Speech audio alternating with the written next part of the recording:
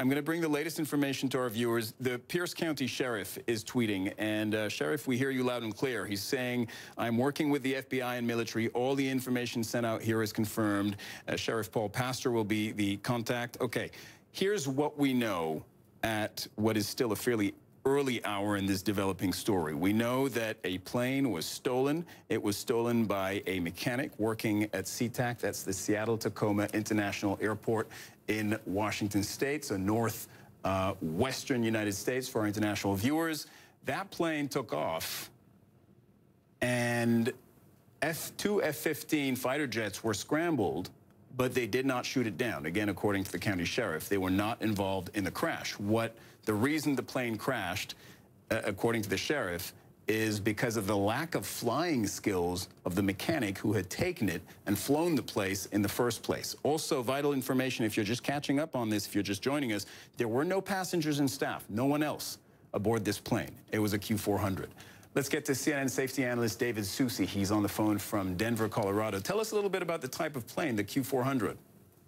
Well, the Q400 is a twin turboprop. It's one that has had some kind of issues with some icing and things like that in the past, but it's a great airplane. It's a good backbone airplane for a lot of commuter airlines right now.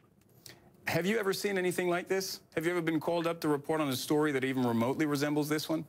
Yeah, actually, I've investigated an accident like this one time. There was a suicide flight?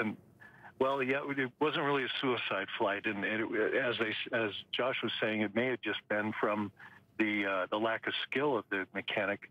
But mechanics often routinely can take aircraft out. But David, respectfully, if you have lack of skill and you don't know how to fly a plane, and then you steal a plane, that's what many would see as a suicide flight, because you know you're not going to land it, right? Well, that's a good possibility, but we just don't know what he was thinking or what he was doing.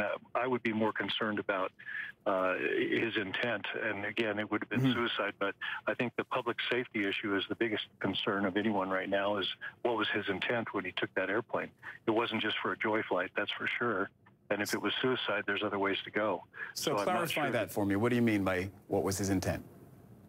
Well, it was his intent to get the aircraft up and then put it into a populated area. The public safety aspect is my biggest concern with that, because he's got a weapon on his hands at that point, and could very well be dangerous for many people on the ground. What is your thinking based on what we know? And I know it's sketchy. Well, it's too early to say anything really, as again, we don't know what he was doing, but my early take on this is that a mechanic it is a vulnerability for the airlines and for our whole industry right now, is that the ability for a mechanic to take an aircraft out alone. Now, there is protocol where he should not have been in that airplane alone at all. If he was taxiing out and asked for clearance to get to the taxiway, that airplane would have been stopped long before it got to a runway to take off, and should have been at SeaTac, unless he was telling the tower something different, telling them a story that I've got to go out and run this aircraft, I'm going to test the engines, et cetera, et cetera. And that mechanics have pretty free reign to do that. And so this one went a little bit further. So when you say this was a vulnerability for the industry, do you mean that before today you had it in mind that mechanics were perhaps in a kind of were in a position to perhaps exploit a loophole or a weakness in the whole security system? Yes, I do. I think that's something that it is something that I've thought of before. It's something that security experts have talked about before, and that's why there's protocol that no mechanic should be taxiing an aircraft on a live runway area, or even on taxi anywhere on the tarmac, without two people in the aircraft. So how he got in that aircraft himself, by himself, and got clearance to go out, that's the vulnerability, the fact that they didn't follow protocol. There needs to be tightened rein on this. David, stay with me. I want to bring you updates. They're coming to us from the Pierce County Sheriff. First of all, the last one that he put up was just moments ago.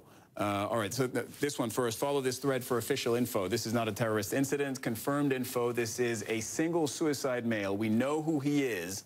No others involved. So that's important.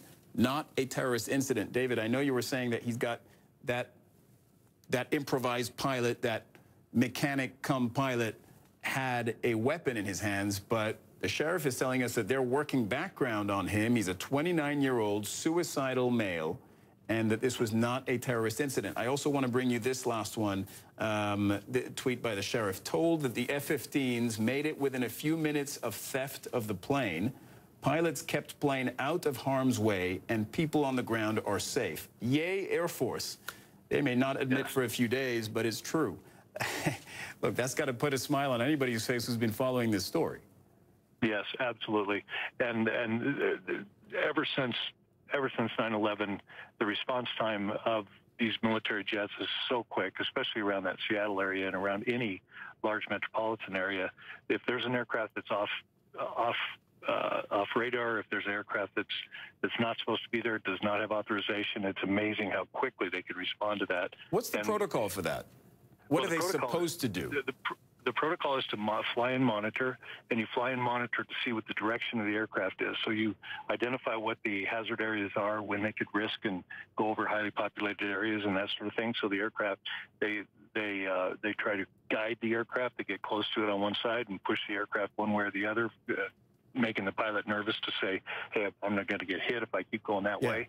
So they actually guide them away from the cities and guide them away.